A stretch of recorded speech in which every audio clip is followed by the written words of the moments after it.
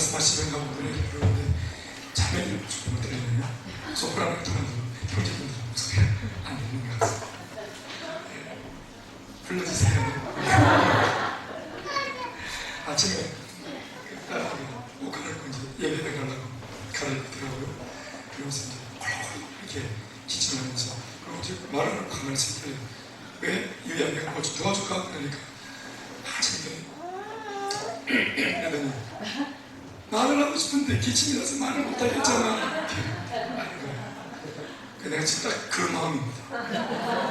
말하고 싶은데 목이 좀 많이 쉬어가지고 말을 잘 못하는 거예요. 그래서 이게 좀 그냥 마음은 막 외치고 싶은데 이게 지금 힘이 빠져서 기가 좀 건강하고 이게 좀 문제가 생겼어요. 그래서 여러분이 마음을 좀 잘 애써서 들어주시길 바랍니다. 오늘 우리 예배 시간에 일전에 우리 교회에 오셨던 분인데 임나연 자매님 오랜만에 오셔서 오늘 예배와 신앙이 이제 다시 한번 회복하고 또 교회로 복귀하기 위해서 오늘 좀 혼자 오기 좀 마음이 무겁다 하는 아마 그런 느낌이 나요. 우리도 한 번씩 방황할 때 다시 올 때 얼마나 좀 마음이 그러면 이번은 방황하는 게 아니고 하시는 그 업이 있어서 그렇게 못 오시다가 이번에 그 업이 조금 바뀌어지면서 예배에 대한 마음이 생기고 또 환경을 열어서 오게 되었습니다. 그런데 일전에도 인도하신 분이 이현주 권사님이셔서 이제 또 아는 언니 같이 가요 이래가지고 부탁을 받고 대전에서 한 걸음에 우리 영원히 예배 드리겠다는데 내가 가야지 하는 마음으로 단번에 모셔가지고 대전에서 오신 우리 이현주 권사님 두 분 앞자리 되신 박수 한번 치겠습니다.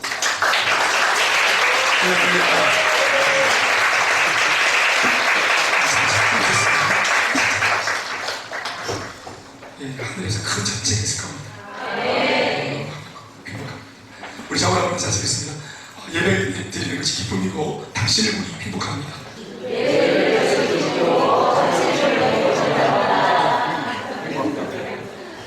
오늘 번는 설교하는 겁니다. 에로틱하죠? 세상에서 예수 믿기가 제일 힘든 사람은 아예 아무것도 믿지 않으려고 하는 그런 무신론자가 아니라 이미 잘못된 것을 믿고 있는 사람입니다. 이런 사람이 예수를 믿고 신앙을 가지기가 무신론자보다 나는 안 믿어 하는 사람보다 훨씬 더 힘듭니다. 그 속에 있는 잘못 담겨져 있는 내용물을 다 쏟아내고 다시 온전한 복음을 집어넣어야 하기 때문에 굉장히 많은 에너지가 소모된다고 보여지는 것입니다. 그런 의미에서 볼 때 바울 같은 사람만큼 믿음을 또 예수 믿고 신앙을 가지기가 힘든 사람이 또 있겠습니까? 우리가 될 줄 아는 바와 같이 바울이라고 하는 이름은 작은 자라는 뜻으로 그가 회심하고 난 뒤에 예수 믿고 난 뒤에 가지게 된 이름입니다. 작은 자 바울. 그의 원래 이름은 사울. 그 뜻은 큰 자라는 뜻인데 이 큰 자라는 뜻의 사울입니다. 이게 원래 이름이죠. 오늘 본문에도 이 이름이 사울로 표기되어 있습니다. 사울은 당시 최고의 기독교 핍박자로 이름을 날리던 인물이었습니다. 아마 그가 태어났을 때 자기 자신이 그랬다기보다는 그의 부모가 사울이라는 이름을 지어주면서 너 이 세상에서 크게 되라. 너 호랑이 가죽 남기고 사람은 죽어 이름 남긴다고 하는데 너 제법 이름을 남기고 살아라 하는 이런 바람 때문에 엄마 아버지가 이 아이를 낳고 사울이라는 이름을 지어준 것 같습니다. 그래서 당장에 크다기보다는 이 아이가 자라면서 아무튼 열심히 공부하고 또 엘리트 코스를 잘 밟고 수학해서 또 학위를 많이 따서 또 명문 학위를 따고 또 좋은 직장에 들어가서 또 맹위를 떨치면서 많은 사람들 앞에 명성도 쌓고 존경도 받으면서 아무튼 이 유대 땅 또 로마 전 지역에 비록 그 당시 로마의 유대는 소국이었고 뭐 이랬지만 상관없는 것은 이 사울은 원래 또 로마 시민이었기 때문에 상관없습니다. 아무튼 전 세계를 거의 주도하고 있다시피 했던 로마에서도 니 정말 잘 되라 하는 마음으로 부모가 지은 거였어요. 사울, 큰 자. 우리 모두도 아이들 이름을 지을 때는 다 큰 자라고 이름을 짓지 않습니까? 우리 한번 저기 김연희 자매님 집에 아기를 낳고 있는데 저기 셋째 아들입니다. 제가 그쵸? 그쵸? 지금 저게 지금 저 아이가 저게 민준이가 몇 개월이죠? 15개월. 15살 같습니다.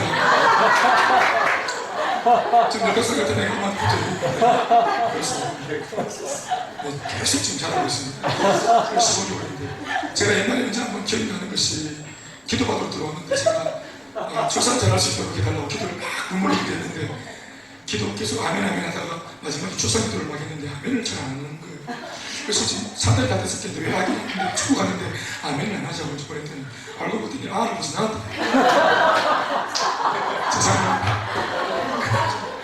사후 후유증 없도록 기도받으러 가고 아를 낳기라는 기도. 그래서 이제 애 이름을 어떻게 지금 좋겠냐고 저한테 잠깐 이제 이렇게 돌아서 얘기가 들어와서 제가 눈치도 모르고 제가 그냥 백임찬 힘찬이라고 그러고 지금 어떻게 하냐고 했더니 그렇게 안 줘도 힘도 없을 생각하고 우선 힘만큼은 진짜 생각하고 힘찬 말고 그래서 이제 이름을 지었는데 아마 부부가 지었겠죠? 그 민준이라고 지었는데 제가 지금 힘찬이보다 홀란 것 같아요. 그리고 이름을 그렇게 안 붙여도 힘이 센 것 같아요. 지금 엄마가 안고 있는 거 애가 붙어있는 거예요. 내가 잡고 있는 거 아니시고 저는 근데 속귀현이라는 이름을 쓰고 있습니다. 우리 어머니가 아버지가 달성공원에서 그 도정빌금을 할아버지 앞에서 500원 주고 지은 이름입니다. 당시 이 500원은 큰 돈이었다고 우기고 싶지만 그게 500원이었습니다. 그러니까 제가 이렇게 지금도 제가 어디서 젊을 때 집회를 했더니 집회를 하고 이제 나오니까 그 다른 교회니까 장로님이나 또 교회 어른들이 나오면서 아이고 그래 선생님 이름이 어떻게 됩니까? 오늘 참 은혜 많이 받았다고 찬양인을 참 많이 받았다고 그래 그때 이름이 김대현이라고 했더니 아이고 그러시구나 큰데 나타나면 크게 나타나겠네. 나타날 일은 아닙니다. 그럼 어진 년입니까? 어진 것도 아닙니다. 그럼 빛날 년입니까? 그런 것도 아닙니다. 그 뭡니까? 속귀형입니다. 여러분 저기 소주 끓일 때 시골 가면 큰 솥 있죠? 그렇죠? 큰 그릇대라고 이름 지기 아니고 이 큰 솥 손잡이 이 손잡이 속귀랍니다. 속귀 이 속귀형. 그래서 큰 그릇이면 그릇만 됐어도 내가 진짜 할랄리 하면 했을 텐데 우리 엄마하고 제가 지인들이 큰 그릇에 붙어있는 손잡이 이래 됐어요. 그 이름의 비밀을 몰랐어. 근데 너무 참 아무 때나 막 짓고 이런 느낌이 들었어요. 개똥이나 속귀나 다를 게 뭐가 있어요? 저는 이렇게 지었지만 아무튼 사람들이 자기한테 이름을 지을 때는 다 의미를 두고 잘 되라 크게 되라 이런 마음으로 짓는 것 같아요. 여러분들이 부모님들 자기 자식들 이름을 놓고 딱 그렇게 생각을 가지고 계시죠? 그럼 소민이 제가 전도할 때 니는 이름이 뭐고 했더니 이소민이에요. 그때 고3 그렇구나. 그때 예수를 믿을 때 니는 예수를 믿어야 되겠다. 왜요? 니는 소중한 백성이니까. 그래서 우리는 봉고차에서 5개 걷어가지고 타게 되면서 예수를 믿었어요. 소중한 백성 아니겠어요? 서울도 아마 그런 의미로 아버지 엄마가 이름을 지어줬다 생각. 그리고 자기도 이제 나이를 먹고 자라다 보니까 크게 되는 거, 또 잘 되는 거, 떵떵거리고 이름을 날리는 거, 이게 매력적인 사람인 것을 알게 된 것 같아요.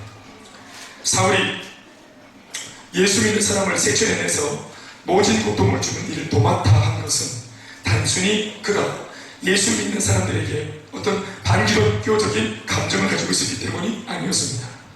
예수의 일을 볼 때 단지 기분 나쁘다, 너 죽어야 되겠다, 기분 나쁘다 죽인 게 아닙니다. 괜히 짜증이 났다거나 또 예수의 일을 보니까 꼴 보기가 싫어서 그들이 박해를 하고 핍박을 한 것이 아니라 자신의 신념 때문이었습니다. 나름대로의 바보한 신념. 사울은 결코 얕은 감정과 반응, 어떤 그런 마음의 어떤 상태 따위로 컨디션 따위로 그런 무식하고 무모한 짓을 할 만큼 어리석은 자도 아니었고 어설픈 인물이 결코 아닙니다. 실제로 자신의 손을 붙여서 결박당한 예수 믿는 그 성도들은 말로 할 수 없는 모진 고초를 겪게 되거나 누구 덕분에? 사울 덕분에. 아니면 잔혹하게 고문당하거나 누구 덕분에? 사울 덕분에. 심지어 목숨까지 잃게 되거나 사자가 짐승들의 밥이 되는 경우도 허다해 있습니다. 사울은 자신이 하는 이 일로 인해 이런 끔찍한 결과가 일어난다는 것을, 사람의 목숨이 죽을 수 있다는 것을 잘 알고 있었습니다. 그러나 수많은 사람들의 생명을 앗아가는 이런 일을 하면서도 그가 전혀 양심의 가책이 없었던 까닭은, 그러니까 양심의 가책이 없었으니까 그 일을 자기 때문에 수많은 사람들이 죽어나자 빠져도 그 일을 계속했던 거 아니겠어요? 남녀노소 불문하고 예수만 믿는다 그러면 전부 다 색출해서 결박해서 포박해서 예루살렘 공회에 넘겨가지고 다 죽이게 만들었단 말이에요. 그런 것이 양심의 가책이 하나도 없었던 까닭은 자신이 하고 있는 이 일이 옳은 일이라고 생각을 하고 있었던 자신의 신념 때문이었습니다. 더 나아가 하나님께서 기뻐하시고 정의로운 일이라고 자신이 여겼기 때문입니다. 이거 하나님이 기뻐하신다. 예수와 예수를 믿는 저 추종자들을 내가 색출하고 고통을 주는 거, 이거 하나님이 기뻐하신다. 이게 자신의 신념이었습니다.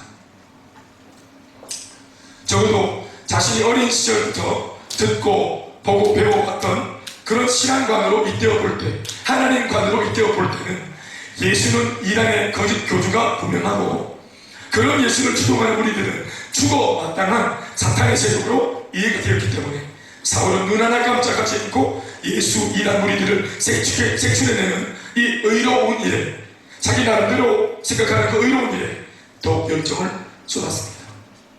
이와 같은 사울의 신앙과는 다름 아닌 어린 시절부터 배워왔던 유대주의 사상입니다. 갈라디아서 1장 13절에서 14절에 기록된 내용을 조금만 인용해보면 그가 과거에 어떤 배경 속에 있었는지 한 두 줄로만 읽어봐도 충분히 이해가 됩니다. 내가 시작.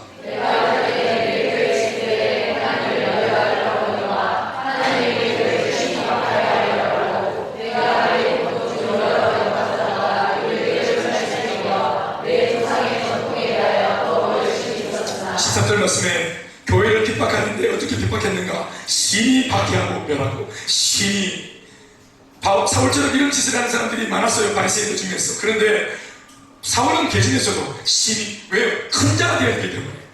이게 내 스케일입니까? 나 사울입니까? 나 큰 자입니까? 또 크게 돼야 될 사람입니까?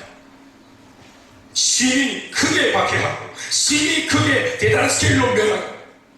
14절 말씀에도 지나치게 믿어. 유대교를 믿더라도 나는 지나치게, 너가 지나치게 믿어. 각지 유대교를 믿는 사람들도 막 정말 의의가 없다, 하를 뗀다, 지독한 사람. 그리고 뒤에 나오는 더욱 그 조상의 전통을 지키는 그 일에 더욱 열심히 있었다. 그러니까 이게 스케일. 뭘 해도 크게, 짜장면도 곱해, 뭐 어떻게 크게, 힘차게. 그는 철저한 유대주의자였고 더불어 바리새인이었으며 그 바리새인들 동료들 가운데서도 매우 철저한 율법주의자였습니다. 그러니까 같은 그 멤버들, 같은 동료들도 이 사울을 만나면 하늘 때 하나님 앞에서 이렇게 체크하면은 틀림없는 세븐 동그라미 팩트도 죽이고 또 공책되고 틀림없어. 우리 집은 머리 긁으면서 고패고 이런 거예요. 그래서 이런 사울의 자기 수준에서 그 당시 자기의 눈으로 예수를 재단하고 평가해 볼 때 예수는 분명히 율법을 무시한 아주 무식쟁이고 바리새인의 전통과 사상에 정면으로 도전한 아주 무모한 이단아로밖에는 안 보였던 거죠. 그러니 이단 교주 예수는 이런 모습이라면 당연히 십자가형을 언도받아 죽어도 싸다는 거죠. 그뿐만 아니라 게다가 그를 추종하던 무리들도 스승이 죽었는데, 사형이 됐는데 그 졸교들이 무슨 힘이 있겠나. 그러니까 그 무리들도 일망타진해서 이 기회에 여생을 보라, 하나님의 공의를 지켜내야 된다는 이 명분을 통해서 다 색출해서 끝장을 버리고 막버려야 된다. 이게 사울의 신념이었대. 이걸 어릴 때부터 배웠다. 뼛속까지도 유대주의자, 뼛속까지도 율법주의자, 뼛속까지도 바리새인. 한마디로 사울은 아까도 언급했던 바와 같이 단순한 자신의 감정이나 어떤 기분 따위로 예수의 추종자들을 죽음으로 모은 것이 아니라 사실은 자신은 이런 일이 사실은 인간적으로는 탐탁지 않지만 하나님의 공의를 세우자니 어쩔 수 없다 하는 이 위대한 대의명분 때문에 나름대로 참 마음은 아프지만 공의를 지키고 하나님을 대변하기 위해서, 정의를 세우기 위해서 이 무식한 일을 하게 된 것이라고 말을 하고 있는 것입니다. 그러니 사울의 입장에서는 교회와 성도를 핍박하거나 박해한 게 아니에요. 교회와 예수 믿는 추종자들을 그는 그 자신 입장에서는 결코 박해한 게 아니라 이란을 제거한 영웅적인 활약을 한 셈이죠. 그래서 그는 이 일을 멈추지 않았습니다. 뒤에 보면 알겠지만 예수님이, 부활하신 예수님이 하나님의 음성으로 그의 잘못된 그릇을 막아내기까지 어느 누구도 당대 사람으로서는 의의가 확실한 사람이기 때문에 사울보다 의로운 사람이 없기 때문에, 그가 정답이기 때문에 아무도 말발로는 이 사울의 걸음, 그 잘못된 걸음을 막아낼 자가 없습니다. 그는 멈추지 않습니다. 확실한 대인 명분을 가지고 있기 때문에, 당위성을 가지고 있기 때문에 하나님을 의뢰한다. 이게 하나님이 기뻐하는 일이다. 이게 한번 딱 뒤집어 씌워지니까 완전히 안면 몰 수 없고 직진하고 또 직진하는 거예요. 사람이 죽어도, 자기 때문에 죽어도, 어린 아이들이 사자밥이 되어도 눈 하나 깜짝하지 않습니다. 이게 얼마나 무서운 것입니까? 우리가 잘못 믿는 신념이 사람의 양심의 가책을 여러분 넘어섭니다. 어느 부모의 친구의 어떤 절규, 사랑하는 사람의 어떤 그런 눈물의 호소, 이런 것으로도 그 사람이 하려고 하는 일을 막을 수 없습니다. 신념, 잘못된 신념 끝까지 가는 겁니다. 오늘 본문 초입문을 보시면 당시 사울의 모습을 성경이 단도직입적으로 잘 묘사해 놓았습니다. 1절과 2절 말씀 다 같이 읽어보시죠. 시작. 사울이 주의 제자들에 대하여 여전히 위협과 사기가 등등하여 대제사장에게 가서 다메섹 여러 회당에 달려갈 공문을 청하니, 이는 만일 그 돌을 대하는 사람을 만나면 남녀를 막론하고 결박하여 예루살렘으로 잡아오려 함이라. 사울은 주의 제자들에 대하여 위협과 사기가 등등했다고 하고 있습니다. 아마 가룟유다는 자살을 했으니까 마띠아를 다시 그 공석에 데려가지고 12제자로 세팅되어 있는 예수의 그 12제자, 12사도, 아마 이 중간 계층에 있는 이 리더들, 중간 리더들을 생출해서 끝장을 내려고 했던 모양이에요. 그래서 베드로 그러면 이를 열었어, 사울. 야고보, 안드레 그러면 이를 열었어. 12제자 그러면 자다가도 불끈불끈 일어났어요. 그의 마음 상태가 어떻다고 말하고 있습니까? 두 단어가 바로 대변하죠. 위협, 살기, 죽이겠다는 거예요. 사도행전 2장에서 성령의 충만을 받은 주의 제자들이 그 2장으로부터 오늘 본문 사도행전 9장에 이르기까지 쉬지 않고 해왔던 일들이 여러분 무엇이라고 여러분들은 읽었습니까? 주의 제자들이 지금 성령 받고 지금 이 모습에 이르기까지 도대체 무슨 일을 했습니까? 한마디로 말해 그들이 사회에 반하는 나쁜 짓을 했습니까? 사람들에게 고통을 주는 몹쓸 짓을 해왔습니까?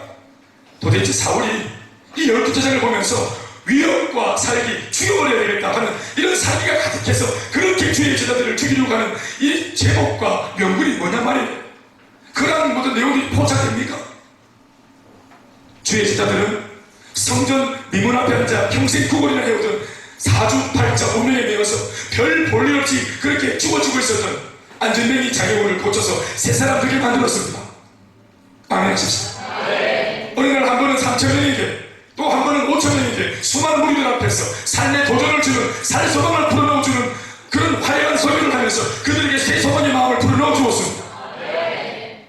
그 외에도 가난한 자, 병든 자, 세상에서 소외된 많은 자, 그 사람들 직접 찾아가서 그들의 손을 잡아줬고 그들의 친구가 되어줬습니다.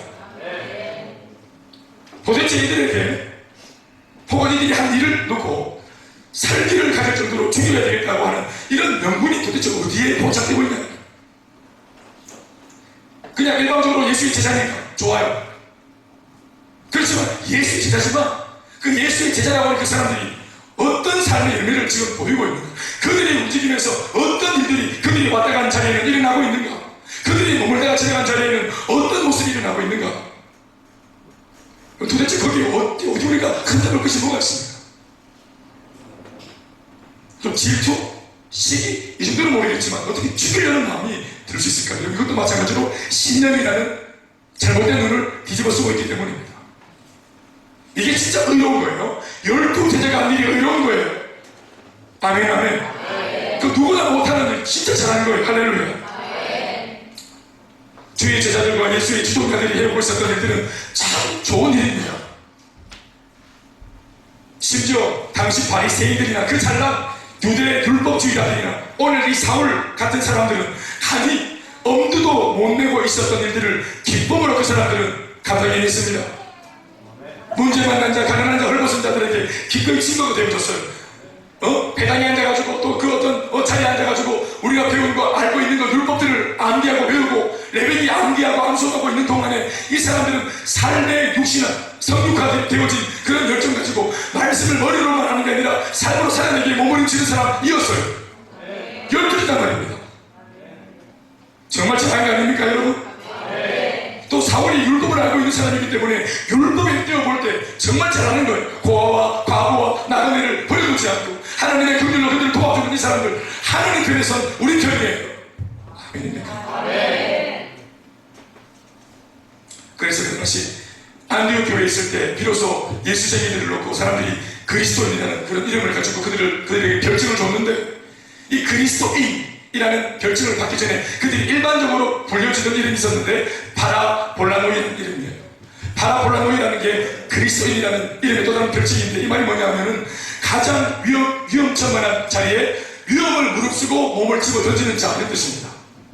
문둥병자, 오염, 옮아요. 질병 걸린 자들 함께 하는 거, 그 전염병 위험이 있고 위험천만해요. 가난한 자들, 삶을 따라진 인생들, 뒷골목에 서서 있는 그런 좀 좋지 못한 인생들, 여러분, 사람들이 찾아보지 않는 그런 사람들, 그들 속에 들어가서 친구가 되어준다는 거, 파라볼라노이, 위험을 무릅쓰지 않는 어려움들입니다. 그런데 이 예수를 믿는 자들이 은혜를 받고 성령을 받은 다음에 파라볼라노이, 위험을 무릅쓰고 그 위험 속에 몸을 집어던져서 그들의 친구가 되어줬고 그들을 그 불구덩이에서 건져냈어요. 할렐루야. 잘한 겁니다. 정말 잘한 겁니다.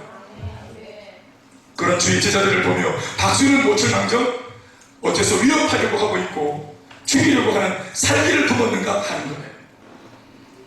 사도행전의 초창기 내용을 잘 보시면 주님의 제자들이 그저 주님이 주시는 마음으로 수많은 사람들을 품어주고 위로해주고 말씀으로 양육해서 새 사람으로 세우는 일을 하다 보니 이 소문이 온 유대에 퍼져서 사람들이 그 소문을 듣고 자발적으로 자기 말로 아파트로 교회로 몰려왔던 거 아니겠어요? 가치가 있다. 저기 갈 만한 가치가 있다. 교회 갈 만한 가치가 있다. 예수 믿을 만한 가치가 있다. 할렐루야. 그 주의 제자들과 함께 가서 말씀 듣고 양육받고 훈련받고 예배를 드리니까 모든 사람들이 이전 것을 지나가고 새 것이 되는 역사를 경험한 거예요. 그러니까 입소문을 통해서 나로 홍보하지 않아도 사람들이 날이 바뀌면 이 교회에 나가는 사람들이 인사하는 줄을 서요. 그래서 주의 교회는 날마다 흥황했다고 말하고 있지 않습니까? 우리도 진짜 문 밖에 지금 많은 사람들이 줄을 짜고 서 있다고 생각해서 상상합시다. 문을 열어보지 마시고. 바리새인과 비교할 때 훨씬 더 못 배운 일반 평민들도 당시에 주의 제자들이 하고 있던 일이 얼마나 좋은 일인지 한눈에 그 가치를 알아보고 그들과 함께 있고 싶어서 찾아올 정도였으나 정작 스스로 똑똑하다고 했던 바리새인들이나 오늘 사울 같은 이 사람들의 눈에는 그 가치가 전혀 보이지 않았다 이 말입니다. 왜 그렇습니까? 이미 나름대로 믿고 있던 자기 신념으로 가득 차 있었기 때문입니다. 그거 들고 다니면서 뭐 대단한 일을 하는 것도 아니면서도 이 신념이라는 것, 이 신념, 사울이 가지고 있던 이 율법주의의 신념, 요것만 있을 때는 요게 괜찮아 보이기도 해. 그런데 상대적으로 예수님의 가르침이 딱 등장하니까 그 화려하고 아름답고 귀한 열매를 일으키는 예수님의 등장이 딱 예수가 등장하니까 이 예수님과 복음의 등장을 통해서 율법은 그들이 주장하는 율법이 얼마나 초라한지 이미 말을 안 해도 다 드러난 겁니다. 제가 하는 말 이해하십니까? 대구에서는 통하는 패션이었는데 서울 한복판에 그대로 입고 딱 가니까 누구도 아무도 말하지 않지만 왠지 초라해집니다. 지나가는 사람이 보면 2년 전 패션인데 바로 지하철 화장실에서 벗어 혼자 있었을 때는 그 소리 칠 수 있었어요. 또 평가할 만한 비교할 만한 것이 없으니까 사월 많이 받는가 봐, 바리새인들이 오른가 봐, 모두 기가 죽고 예수님과 복음이 나타나고 복음으로 삶을 살아내는 예수의 제자들이 나타났습니다. 그들 때문에 많은 사람들이 회복되었고 새롭게 되었습니다. 이제 율법 그 소리 못 치게 된 거예요. 예수가 얼마나 좋은지 논리적으로 학적으로 문제적으로 말할 수는 없지만 이미 사람들은 다 압니다. 복음이 좋다는, 예수가 좋다는. 동감하십니까? 그 자기 신념을 이런 것이 만방에 다 드러났는데 그것까지 보고 싶은 게 뭐가 있냐. 자신의 눈앞에서 일어나고 있는 세상 모든 사람들이 다 인정하는 그 좋은 일 하나도 제대로 식별하지 못하는 그따위 신념은 차라리 개똥철학이라고 해야 더 어울릴 것 같아요. 개똥철학. 소똥아까. 사도 바울이 여러분 빌립보서 3장 말씀을 뭐라 했습니까? 내가 예수를 알고 그분을 알수록 내 생이 고상해지는 것을 경험하면서 이전에 알던 모든 것들을 뭐라고 말합니까? 배설물로 이룬다 말합니까? 미화된 표현이에요. 똥이에요.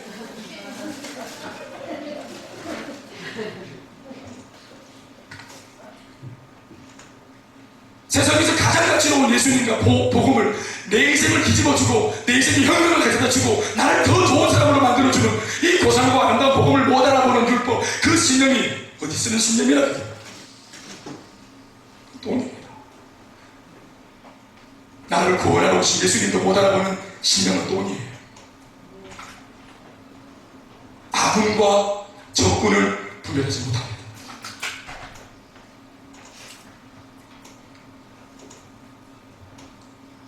잘못 알고 잘못 믿고 있는 어설픈 선지식, 선경험이 그 자신을 구원해서 멀어지게 하고 있으니 이것은 오히려 자신의 인생을 지금 망치고 있는 것이 아니고 뭐겠어요? 평생 율법을 배우고 바리새인들의 가르침 속에서 하나님을 배웠지만 정작 그 하나님이 나를 위해 보내신 내 좋으라고 나 좋으라고 나한테 선물로 보내주신 그 구원자 예수님도 알아보지 못하는 그 가르침이나 신앙은 도대체 어디다가 써먹는 겁니까? 지금 사울은 하나님 앞에서 나름 잘 해보려고 한다면서 정작 무슨 짓을 하고 있습니까? 지금 사울이 가는 곳마다 그가 발걸음을 내딛는 곳마다 그가 머물고 떠난 자리마다 도대체 어떤 일들이 일어나고 있습니까? 사람들이 고문당하고 사람들이 비명을 지르고 사람들이 부부간에 헤어지고 부자간에 헤어지고 자식들이 생존에 몰리고 사람들이 짐승의 물리가 되는 일이 일어나고 있지 않나요? 헤아릴 수 없이 많은 사람들이 사울 한 사람 때문에 아파하고 힘들어하고 고통당하고 있어요. 과연 이런 일을 하나님이 기뻐하실까? 이런 일을 해야 영광 받으신다고 가르치신 하나님이 만약 있다면 그게 하나님입니까? 그러나 사울은 그것이 하나님이라고 말하고 있습니다. 사울 자신이 그토록 혐오한다고 했던 주의 제자들은 수많은 사람들을 살리는데 열중했던 그 시간에 하나라도 더 살리기 위해서 몸을 쏟아내고 기원을 흡수고 고난도 불사하고 자기 몸을 노출시킨 채로 로마 병인들 앞에 노출시킨 채로 공의 앞에 노출시킨 채로 끊임없이 남을 돕기 위해 희생도 마다하지 않고 그렇게 달려갔던 것에 반해 같은 시간 사울은 수많은 사람들을 죽이는 일에 열을 올리고 있었습니다. 이미 이것만 보더라도 사울이 졌습니다. 사울이 가진 신념이 옳다 그러다 라고 말할 것도 없습니다. 주의 제자가 옳으냐 사울이 옳으냐 말할 것도 없습니다. 심지어 사람을 살리도록 주님의 제자를 가르친 예수가 옳으냐 아니면 사람을 죽이라고 사울을 가르친 율법주의자들이 옳으냐 하는 것도 굳이 따질 필요가 없습니다. 이 마당에는. 왜 그렇습니까? 열매로 하는 겁니다. 그 사람이 열매로.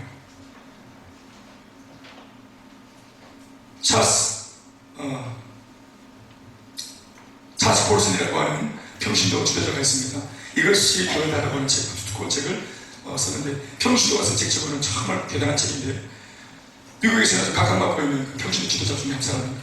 차스 폴슨.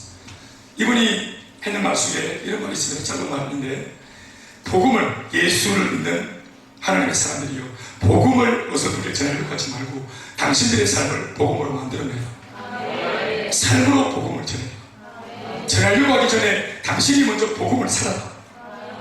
그래서 당신의 삶을 통해 당신이 하는 말도 사람들이 믿을 수 있게 만드는 작업도 하라고 말했습니다. 아주 중요한 질문입니다. 말이 아니라 삶입니다. 사울의 가르침이 아무로라도 사울이 그런 행동을 하는 사울을 누가 주동하겠어요? 사람을 죽이고 고문하고 아프게 만드는 이 사울이 믿고 있는 그 하나님을 어떤 그런 하나님이 정말 살아있다고 해도 그런 하나님을 쫓아가야 되겠어요? 사울이 틀렸죠. 예, 사울이 틀렸어요. 나는 불교 대대로 불교야. 그런데 삶의 문제가 끝나지 않아요. 끊이지 않는 문제.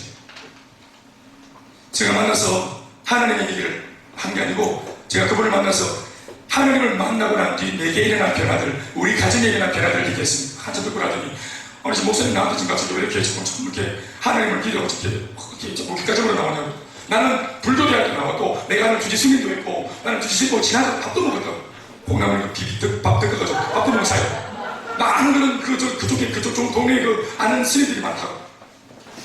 또 내가 불교 경제를 얼마나 많이 읽은 줄 아냐고. 내가 하는 말이 부인, 그러나 삶이 어떻습니까? 지금 고통과 문제가 진행 중이지 않습니까? 그렇다는 거예요. 자, 부인, 내가 말하는 것은 예수에 대한 이야기 혹은 예수님에 대한 어떤 그런 논문이나 어떤 내용들, 학적인 내용들, 신학적인 내용들을 말한 게 아니죠. 나는 내가 말하는 것은 하나님을 믿고 난 뒤 내 삶에 그분 때문에 일어난 변화들, 이전에는 그렇게 살지 못했던 내 삶에 일어난 변화들, 그분이 나를 바꾸고 변화시키신 그 삶의 내용들, 화해하고 용서하고 품어주고 가정이 회복해오신 이야기, 할렐루야. 내가 말했습니다. 부인, 아는 주지 스님 말고 이것도 경전 말고 불교 경전 말고 그 스님, 그 석가모니가 바꾼 당신의 삶의 의미를 말해보십시오. 어서 그게 스님을 변화하거나 석가모니 변화하려고 하지 말고, 그가 정말 살아있는 신이면 그 신이 그렇게 그 신을 믿고 있는 당신의 삶에 찾아와서 준 영향력이 뭔지, 열매가 뭔지, 뭘 변화시켰는지, 뭐가 좋아졌는지 말해보세요. 그러나 변화된 것이 없기 때문에 오늘 제 앞에 앉아있는 거 아닙니까? 우리 가정은 지독한 적이 있었지만 과거 종료됐습니다. 2001년도 예수를 믿는 그 순간 우리 시대의 문제는 종료됐습니다. 그러나 부인은 지금 진행 중이죠? 네, 그렇습니다. 그렇습니까? 그러면 아직도 진행 중인 문제를 가지고 있는 그 사람은 같은 급의 문제를 앓고 있다가 예수 믿고 회복되었다고 하는, 뭔가 종료되었다고 하는 사람의 말을 듣는 것은, 그것은 굴욕이 아니라 지혜롭지 않을까? 제가 늘 잘하는 그런 전도병사 잘 쓰는 그런, 제가 하는 노하우, 예수를 통해서 끝내놓은 전쟁이 내게 있죠. 주 예수의 능력을 통해서 나는 전쟁을 이기고 전쟁을 끝낸 경험이 있죠. 이 승리의 경험, 전쟁을 끝낸 경험, 이 흔적을 가지고 아직도 전쟁 중인, 그러나 전쟁을 끝내지 못해서 안다하는 사람에게 가서 전쟁 끝내는 법을 알려줄 수 있는 것입니다. 이것이 전도고 이것이 선거인 것입니다. 이 말을 들을 때 사람들이 마음속에, 나 학적인 걸 잘 모르지만, 예수도 모르겠고 교회도 모르겠지만 그분 때문에 변화된 당신의 삶을 보니 나는 부럽고 사모가 되네. 사람들이 삶 속에서 나타난 예수의 흔적을 보기 원합니다.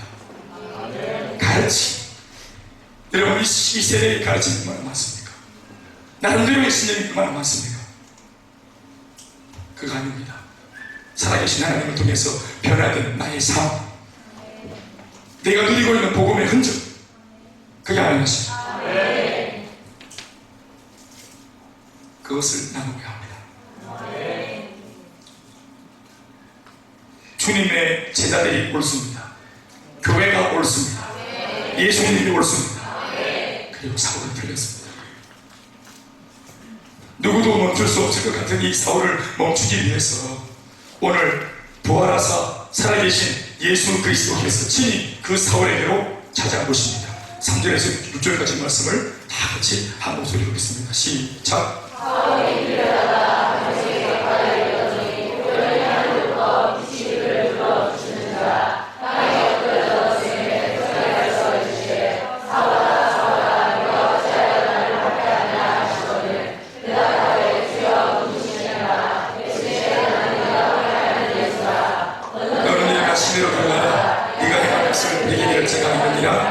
할렐루야. 예수님이 나타나셨습니다. 사울의 때가 아니라 예수님의 때에 오차없이 주님이 그에게 찾아오셨습니다. 예수님의 나타나심으로 인해 사울은 정의로운 활약을 한 게 아니라 이제까지 핍박을 한 것이 드러났습니다. 그 주님이 말씀하셨습니다. 네가 나를 왜 핍박하느냐, 네가 왜 나를 박해하느냐, 그것이 의로운 행동인지 잘못된 것인지 인생을 창조하신 주님이 판단하시는 것입니다. 인생을 평가하실 수 있는 유일한 그 창조주께서 오늘 사울의 삶을 이때 깎이시는 평가하십니다. 뭐라고 평가하셨습니까? 네 모든 삶의 액션과 행위는 다 뭐였다? 나를 아프게 하는 찌르는 가시였다. 나 너 때문에 너무 아팠다. 영광, 기쁨, 나 너 때문에 많이 울었다. 너희 그 잘못된 행동과 삶 통해서 수많은 말, 거짓 거짓말. 너는 옳다고 믿고 바른 말 하면서 상처 주었던 수많은 그 고통, 너 때문에 받은 상처 받은 사람들, 너 때문에 고통받은 사람들, 내가 그들과 함께 울었다. 그들이 박해받은 게 아니라 내가 박해받았다. 정의로운 활약이 아니라고 누구도 말 못했는데 오늘 속 시원하게 네가 박해하는 나 예수다 라는 이 표현 속에 이 사람의 삶 전체가 얼마나 잘못되는 것을 오늘 인생을 참듯이 주님이 평가하셨습니다. 잘못된 겁니다. 아멘입니까? 이게 예수님의 나타나심으로 바로 결정된 겁니다. 우리 인생을 주님이 결정하십니다. 뭐 남편하고 부부가 붙어가지고 아내랑 같이 붙어서 어른이 그러니 수많은 말을 하죠. 그러나 내가 항상 생각할 것은 아내가 보는 남편 천만의 말씀, 남편이 보는 아내 천만의 말씀, 부모가 보는 자식 천만의 말씀, 자식이 보는 부모 천만의 말씀. 사랑하는 여러분, 창조주가 내 인생을 평가하는 겁니다. 사울은 주님이 나타나신 때문에 또 어떤 게 드러났죠? 사울은 예수의 추종자들을 핍박한 게 아니라 예수님 당신 자신을 핍박했다는 것이 드러났어요. 더불어 오늘에 와서 보니까 그 예수님이 누구냐? 이때까지 사울이 그렇게 잘 보이고 싶어하고 그렇게 영광 돌리고 싶어했던 바로 하나님이셨습니다. 예수가 하나님이세요. 그런데 그 예수를, 그 하나님을 자기가 이제까지 아프게 하고 박해를 해봤어요. 한 번도 그런 말 들어본 적이 없었어요. 사울이 잘한다 엉덩이 쳐주고 잘한다 칭찬한다. 자꾸 그러니까 우쭐해가지고 바리새인들 율법주의자들이 그 수준에서 하는 칭찬은 잘못된 칭찬이죠. 그들에게 칭찬받는 행동을 하면 안 돼요. 우리가 지금 친구들 중에서 수꾼들 있잖아요. 그 친구들 모임에서 잘한다 우쭈쭈 잘한다 하고 그 친구들이 하는 칭찬은 잘못된 칭찬. 뭐 따지는 것도 있습니까?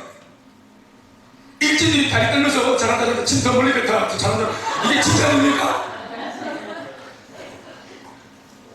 너 갑질했니? 잘한다 얼마? 일주일? 2주일 해야지. 잘한다 우쭈쭈 칭찬입니까? 마귀가 우리 엉덩이를 두드리면서 잘한다 칭찬입니까?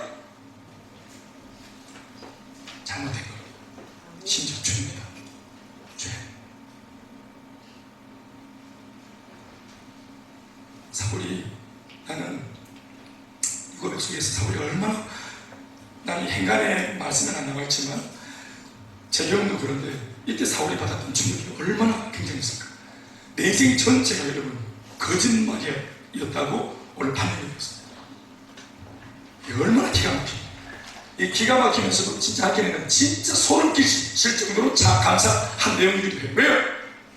하마터면 이런 평가를 그가 인생을 다 살고 난 뒤에 죽어서 심판대에서 들어버렸죠. 사울아, 인생 전체가 꽝이었다. 너 평생 나를 아프게 했던 내 원수였다. 저 지옥 무지개으로 끓는 불못에 들어가라. 이 말 들을 뻔했죠. 그럼 이걸 지금 중간 평가로 듣는 게 이게 복음입니다. 너 때문에 나 진짜 아팠다. 또 보세요. 사울처럼 삶이 완전하면서 도덕적으로 흠이 없으면서 죄 짓고 사는 사람은 주변에 같이 숨쉬는 인간들 중에서는 말릴 사람이 더 없다. 예수 안 믿어도 삶이 다른 사람이 있죠. 도덕적으로 아주 깨끗하고 예수 믿는 내가 보기에 내가 뭐 초라해 볼 정도로 흠이 없고 정직하고 남을 위하는 이런 사람, 알고 보니까 뭐 불교신가거나 알고 보니까 뭐 단미 성교거나 아니면 알고 보니까 뭐 여호와의 증인이거나 무신론자거나, 그러니까 순간적으로 예수, 나는 진짜를 믿고 있는 내 삶은 왜 진짜가 아닐까 싶은 마음이 들면서 얼마나 충격을 받는지 모르지. 이 사람들한테 당신의 삶이 잘못됐다고 도대체 누가 말할 수 있겠나 말이에요. 우리가 오늘 이런 세대를 앞에 놓고 전도를 하려고 하고 있습니다. 그러니 오늘 우리의 의가, 오늘 우리의 정결함이, 오늘 우리의 거룩함이 얼마나 더해야 되겠습니까? 거기에 우리 눈물이 있는 겁니다.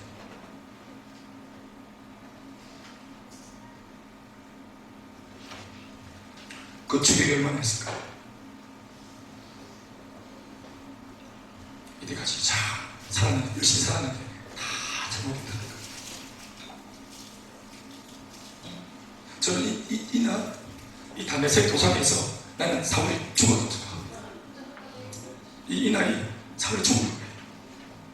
자신의 거짓된 삶, 남을 죽이는 삶, 남을 욕보이는 삶, 그렇게 죄지도 모르고 계속 살려고 했던 이 고집스러운, 이 못된 먹은 정력이 충만한 삶, 이세계 자랑으로 충만했던 삶, 안목의 정력으로 충만했던 삶, 세속의 욕심으로 가득했던 삶, 이게 잘못됐다는 말을 창조주로부터 처음 들으면서 그날 그는 죽었습니다. 사울의 인생은 거대한 혼란 속으로 그 순간 저는 빠져들어갔다고 봅니다. 지금까지 자신이 믿고 확신했던 모든 것들이 전부 가짜임이 드러났기 때문입니다. 예수님과 사울의 만남, 예수님과 사울의 만남, 바로 예수님과 나의 만남, 예수님과 오늘 예수 믿는 여러분들과의 만남. 모든 예수 믿는 사람들은 자신만의 탄핵색이 다 있습니다.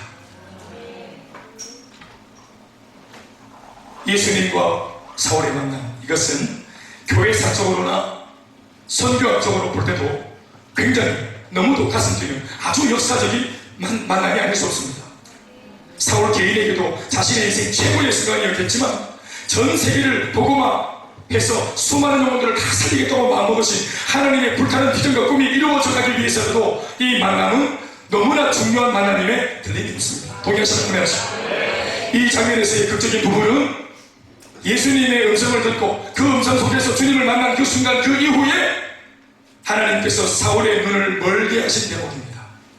이때 원래는 사울을 죽이셔야 했습니다. 원래는 사울을 죽여버려요. 또 하나님이 안 죽이셔도 그날 사울을 죽어버려요. 그냥 이 오해 없으시기 바랍니다. 진짜로 막 내세 때문에 막 죽어, 그렇게 죽는 게 아니고 옛사람 사울이 죽어야 하나님이 쓰실 수 있는 이방의 상주님, 이방의 성교사, 이방의 그 바울로 다시 태어나시는 겁니다. 죽어야 태어나는 거예요. 이 정도씩 지나가야 생각되는 거예요. 그러나 실제로는 죽일 수 없고 죽여서도 안 되기 때문에 하나님께서는 잠시 그의 눈을 멀게 하신 거예요. 눈을 감으니 죽은 거예요, 말입니다. 오늘 예수님을 마지막으로 딱 보고 난 뒤에 눈이 멀어버렸습니다. 이 예수님, 네 인생의 마지막으로 봤던 예수님만 머릿속에 담으라는 거예요. 어린 시절부터 지금까지 봐왔던 거, 눈으로 보고 추적했던 거 다 잊어버리고 이제 마지막 예수님을 딱 보자마자 눈이 딱 켜져 더 이상 다른 거 보지 마라. 아멘입니까? 네. 예수 보고 다 눈을 감으세요. 그 번밖에 없습니다. 예수라고 하는 길에 들어서서 다른 길은 지우세요. 다른 길은 없습니다. 예수를 믿으면서 그분이 진리인 것을 알고 다른 것은 진리가 아니라고 선포하십시오. 이제 세상을 향해서 눈을 감기로 그가 결정한 것이 아니지만 하나님이 그에게 그렇게 마음의 감동을 주고 계시고 결정하라고 마음의 감동을 주시는 거예요. 눈을 감아라. 충분하다. 지금까지 잘못 보고 잘못 행한 충분하다. 이제 눈을 감아라. 예수님 바라보고 네 난이 주님으로만 가득 채우고 네 두 눈에 다른 건 다 버려라. 나도 우리를 하나님께 쓰시면 좀 그렇게 했으면 좋겠습니다. 주님을 딱 보고 바로 눈이 멀어요. 복음 보고 기가 멀어요. 잠시. 그러고 난 뒤에 아나니아 목사님 찾아가서 기도받았더니 바로 눈에서 비늘 같은 것이 벗겨졌습니다. 아나니아, 이분이 언제 또 나온 분입니까? 신부에 통 들어가고 이 기도가 하기 위해서 주인 찾아라고 하지 않습니까? 자기도 나는 도대체 예수 믿고 나는 뭐하는 사람이지? 옆에 다 날고 기도 막 저도 하는데 나는 주님이 감동이 있는 계속 기도하세요. 계속 기도. 베드로가 하나님 저 돌아가서 나는 기도. 나는 이해했어. 나도 현장 가고 싶은데 나는 그냥 사무실 내 몸을 가져가고 난 기도. 도구비도 두근데 예수 믿고 마음 불타는데 뭘 어떻게 더 이상 주님이 감동을 안 주시고 계속 기도하라. 방석사에 가면서 계속 그냥 비비고 기도하고 어느 날 이제 드디어 생애 첫 번째이자 마지막 보다가 딱 떨어졌는데 사나이 하나 놓고다 눈 감고 사울이다. 오! 사울 이름을 들어도 막 듣고 오싹한 사울. 그 사울을 내가 어떻게 해야 되는데 사울 내가 죽어야 됩니까? 기도하다가 기도해서 죽는 게 마지막 그겁니까? 이겁니까? 나는 그게 아니고 하나님이야 기도해줘라. 내가 소문 들었는데 뭐야 합니까? 사람들이 하는 말을 들었는데 그는 예루살렘에서 주님의 성도들을 적지 않게 해를 끼쳐가지고 고통을 줬던 사람이 하는데 내가 가를 와 만납니까? 그렇게 평가합니다. 하나님 15절 말씀입니다. 바로 뭐랍니까? 15절 딱 뛰고 15절 시작. 주께서 이르시되 가라. 말을 아나니아가 말을 많이 했습니다. 예수님, 아나니아 네 때까지 기도하다가 수고했다. 드디어 네가 빛을 볼 때가 왔다. 이게 네 미션이야. 사실은 때까지 안 들었지. 이렇게 하죠. 사울을 만나야 됩니까? 사람 못 써봐요 하고 막 하는 거야. 가라. 가. 이 사람은 네가 이때까지 말했던 그 평가가 아니고 그런 평가 말고 너 왜 그렇게 부정적으로 보냐? 내 평가가 중요하지 않나? 가라. 이 사람은 내 이름을 이방인과 임금들과 이스라엘 자손들에게 전하기 위하여 택한 뭐라고? 나의 그릇이라. 아멘입니까? 그가 내 이름을 위하여 얼마나 고난을 받아야 할 것을 내가 그에게 보이니 지금 하나님이 주시는 환상을 지금 전송되고 있는 건 눈 감고 하나님 우리만 매일 받고 있는 중에 지금 눈 감고 다른 거 안 보면서 환상 가운데 내가 예수를 믿어 지난날 잘못된 삶을 뒤로하고 앞으로 내가 예수를 통해서 어떻게 인생이 펼쳐질 것에 대해서 하나님께서 당신의 거대한 프로젝트를 지금 보여주고 계신 장입니다. 할렐루야. 그래서 이 말을 듣고 하나님이 담대하여 예언대로 찾아온 그 바울을 놓고 사울을 놓고 기도하는 것입니다. 다 같이 말씀 읽어보겠습니다.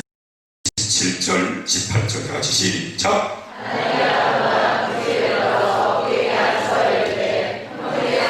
주 곧 네가 오는 길에서 나타나셨던 예수께서 나를 보내어 너로 다시 보게 하시고 성령으로 충만하게 하신다 하니 즉시 사울의 눈에서 비늘 같은 것이 벗겨져 다시 보게 된지. 다 같이 아멘 합시다. 말씀 뵙겠습니다. 비늘이 벗겨져야 합니다. 벗겨가 아니라 벗겨져야 합니다. 아멘. 비늘을 벗어야 합니다. 개똥차 6월달에 인도로 이제 3월로 이제 포송되는 우리 4월 포송되는 우리 이정희 슬리더 제가 잠시 이 자기를 묵상을 좀 했어요. 자기 나름대로 금요일날 간증을 들었지만 96년도에 서로 마음에 감동과 부르심을 받고 그리고 또 이제 전도사로 한 8년 정도 또 교회에서 사역을 하시고 그러다가 진짜 이건 우연이라는 말을 잘 쓰면 안 되는데 상황적으로 볼 때는 우연 같은 어떤 그런 느낌으로 필리핀에 다른 어떤 선교단체를 통해서 파송받아 그 선교지 현장에서 이제 사역 간사로 이제 그렇게 선교하게 된다고 뭐 그렇게 이제 다 얘기가 되는 상태에서 또 단연간 그쪽에서 훈련도 계속 받았고 그런데 이제 잠시 3월달에 가게 되니까 선교된 교회는 이제 사임하고 1월달, 2월달, 3월달 석 달 동안 예비할 조서가 필요해서 그래서 제가 한 10년 전에 제가 있던 교회 청년부였으므로 그때 한때 또 좋은 기억이 있으므로 또 제가 계획책을 했다고 하니 저희 교회에서 한 3개월 정도 예배만 잠깐 생활하다가 그렇게 자기는 갈 때 가겠다고 그렇게 전화가 와서 내가 오라 그랬어. 그래서 이제 주일에 예배만 이제 그렇게 한 달에 4번 12번의 예배를 드리고 이제 가려고 하는 이 이제 자매를 놓고 제가 이제 뭐 있는 길에 우리 교회가 또 하고 있으니까 양육권 하나 받아보면 어떻겠냐. 뭐 하긴 몸만 치르면 된다. 앉아있어봐. 또 이런저런 얘기를 하는 가운데 본인이 하나 가는 마당에 마음이 힘든 게 있다. 그게 뭐냐. 포항에 있는 엄마 아버지 아직 복음을 못 전했어. 내가 명시를 삼고 선교사가 됐는데 내가 우리 엄마 아버지 그분에게 복음을 못 전했다는 것 때문에 마음에 눌림이 있다. 이게 오랫동안 자기 갇히게 되었다. 제가 하는 말이 그거 같이 하자고. 그거 숙제 같이 풀자고. 그걸 뭐 이렇게 오랫동안 고민하고 하자고. 그래서 양육권도 받고 또 제자만도 같이 이렇게 또 청명하는 그런 일을 하고 있는 중에 또 저랑은 주특기 만나가지고 포항에 가서 엄마 아버지에게 복음을 전했습니다. 여러분 다 알다시피 엄마 아버지는 첫날 바로 예수님을 다 영접하셨습니다. 걱정은 괜한 기후였고 하나님이 역사하셨습니다.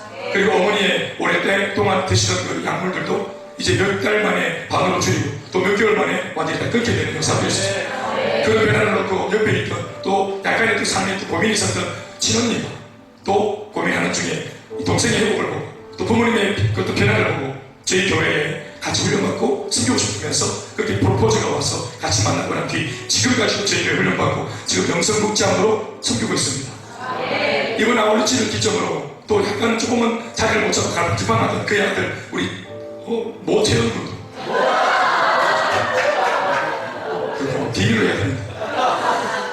재훈이도 또 이제 은혜를 받아서 변화받고 또 지금 기도하면서 저렇게 주님을 위해서 평생 살고 싶다고 저기 앉아있는데 대화해보니까 완전 까나이가 됐어요. 네 재훈이 가격대 모습 없는 거 아니야? 대화 자체가, 내용 자체가 완전히 달라지고 말을 쓰는 태도 자체도 완전 달라졌어요. 자, 제 말이 거짓말입니까 친구들? 아니죠. 인정잘 안 하려고 하죠. 비늘을 보는 거죠.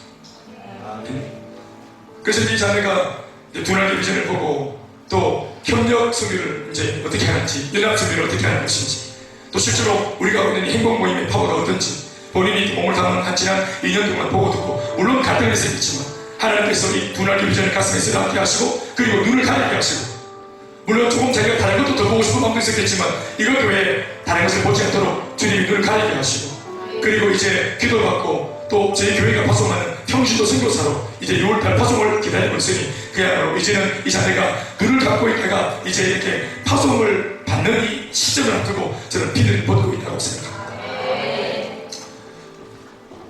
저도 마찬가지예요. 우리도 다 마찬가지죠. 오늘 저는 이 말을 길게 하고 싶진 않습니다.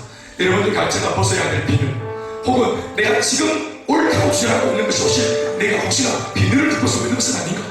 나도 모르는 나의 어떤 편견과 선입견으로 내가 사람을 보거나 교회를 보거나 하나님 바라보는 거 아닌가? 내 딴에는 한다고 하는 것을 통해서 다른 사람들 눈물 짓게 만드는 일은 없는가? 내가 주님 영광을 위한다고 하는 이런 행동과 말이 사실은 예수님을 정통으로 아프게 하고 그 예수님의 마음에 못 박는 일을 하고 있는 것은 아닌가? 우리가 그런 것들을 돌아보는 오늘 주일 예배가 되길 주의 이름으로 축원합니다. 나는 괜찮아, 어쩔 수 없었어, 주님 이해하실 거야. 합리화, 변명. 사랑하는 여러분, 이것이 또 다른 모습의 율법이고 또 다른 모습의 핑계입니다. 오늘 밤, 오늘 이 시간, 말씀을 들은 이 시간에 여기가 담에색인 줄 알고 오늘 기도하고 오늘 주님 말고는 더 이상 보지 않기로 내 눈을 감아내고 영의 눈을 떠서 사울에서 바울로 완전히 산이 역전되는 은혜가 있기를 주의 이름으로 축원합니다. 축원합니다. 은혜 주신 주님께 감사하며 박수 하시겠습니다. 우리 모든 같이